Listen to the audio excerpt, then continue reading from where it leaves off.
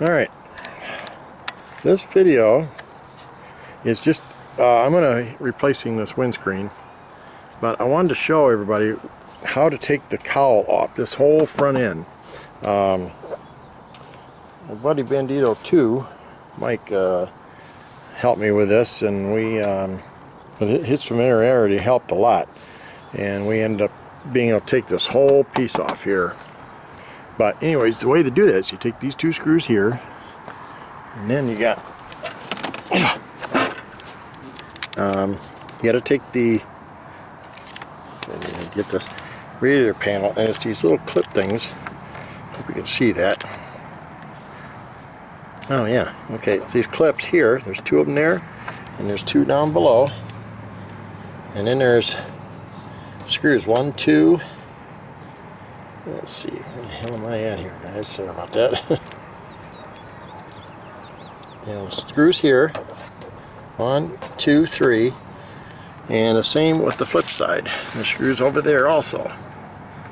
And then you got these here, got to come off.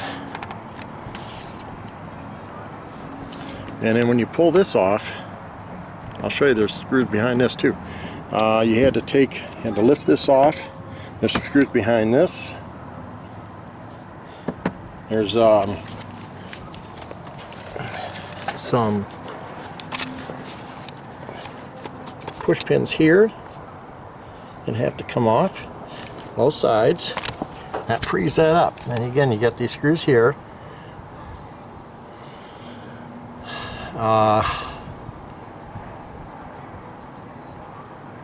And then the radiator cover kind of pops off, and it spreads out to come off. That's easy. But anyways, on the flip side, there's also a screw here and one here. Mine's missing over there because we found out this little panel's kind of busted, but on that side. But anyways, you got a screw here and another one over there. That takes this off, and there's a little trick to that one too. But that's pretty much how you do it. There's supposed to be a lip right here that actually has a clip on it, a bolt clip, that will hold that, tightens that also. But since that's broke off, we saved the piece, and we are going to fix this possibly down the road here. Mike's got a way to fix it. But anyway, so that's where we at with that. So I'm going to pull this off right now, and I'll show you the rest. Alright, pull the nose piece off. I'll show you, there's a couple screws here I forgot to mention. One here and one over there, and I'll show you where they're at. And then you got to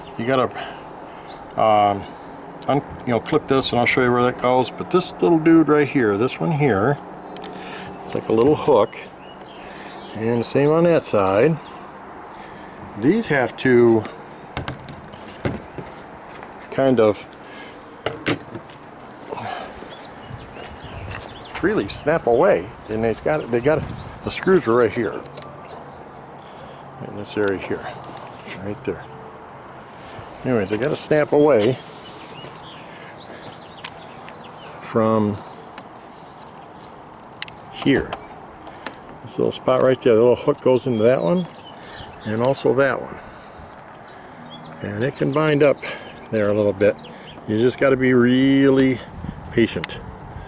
They'll come loose, it'll pop down and come free, but man, you got to really just be patient. Don't try to rush it.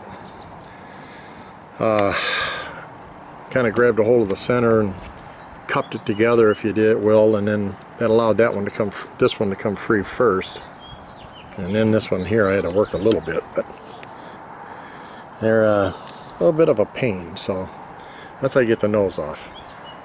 So that's the first step. Then I'm going to remove these screws here, and then these screws, and these are the other screws I was talking about here. This one here, and that one there, and that one there. That will also free up the cowl section. The whole headlight and turn signal comes off with one piece. I mean, one whole piece.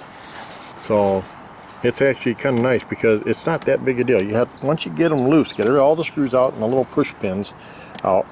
And the trick to them is you got to push them in, and that opens them up, spreads them out so they can come loose. They'll come out, and once you get that, then you just spread this section and that section, spread it out past the tire here, the wheel and fender assembly and the forks, and it all walks right out of it. It's pretty cool actually how well it works, but that's the key. So anyways, I'm going to remove the OEM windscreen at this time. Okay, this is a windscreen screw. It's this white washer they call a thrust washer. Gotta make sure that they're on there, and also when they screw in, they go into a rubber thread cert. There's a thread behind it. I don't know if you can see in there or not. See that thread in there, but anyways, it's a machine screw, obviously, and it, this holds it in place, the rubber does, but then it goes into a thread cert. You got to be careful. What it does, it expands behind this, expands that, and that's what holds it, the windscreen on. But don't over tighten them. You got to kind of be reasonable with them. So that's that part. Right now I'm getting ready to mount the new Givi screen. So that's it for now. Okay, the screws are on. I didn't show a video putting them on because the reverse is taking them off, the other ones off. So anyways, they're back on, tightened, kind of hand tight, and you just kind of do them in a diagonal, in a pattern kind of thing.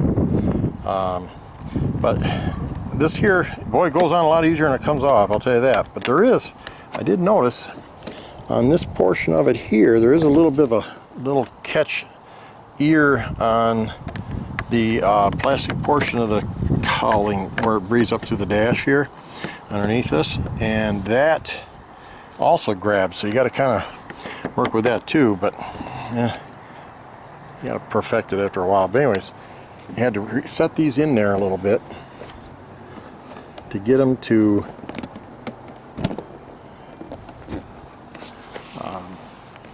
take. So because it's got these extra, the hand grip deflectors built on the Givi shield, and I really like this Givi windshield. It's going to be pretty cool. But anyways, I'm going to put the screws in, the two screws here, the machine screws, and then the two coarse screws here, and should be back together, and then the Givi screen is installed. That's the wrap. Alright everybody, this is a wrap on the windscreen, the Givi windscreen for the Honda Silverwing. That's my view, and it's got the little ears for the expansions for the grips, deflectors, that's for deflect the wind off the grips, which is kind of cool. And then the next thing I did was I installed these blind spot mirrors, and I bought the curved ones because of the design of the mirror itself, and it fits perfect. So I like the view I got with them too. It's awesome. A lot of blind spot, and they added a bonus here is I can adjust them. It's pretty cool.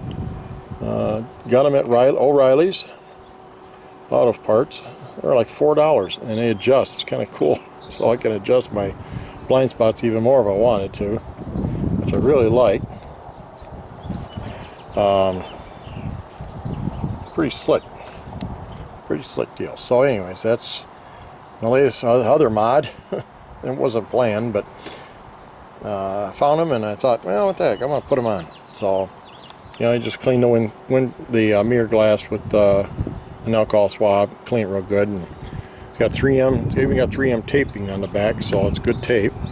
But I got my blind spot mirrors. I like it. So this thing is ready to ride. I'm going to work on the brake hyperlights next, because I already made the, as you've seen in the previous video, I had already had the provision for tap into the brake lights, so I'm going to make that complete with the flat trailer light wiring that I bought, and finish that up and install my Givi top case, and I'll show you that too.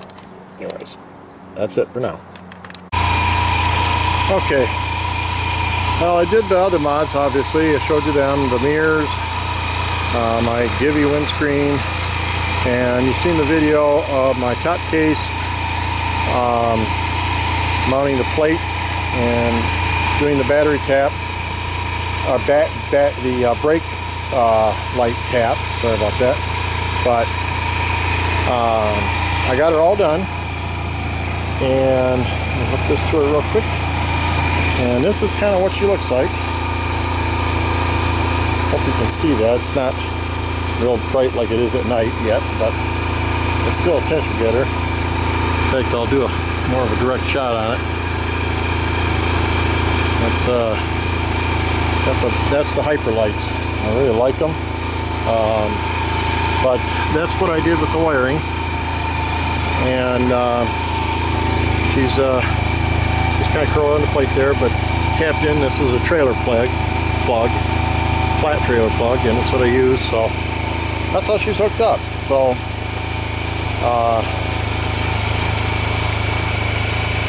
got my brake lights done for the Givi case. Givi case is on. I'm happy with it. I'd like to have done something else with that green and yellow wire, personally, but not a lot of options there, I don't think. Not sure. I'll have to think about that for a little bit. But anyways,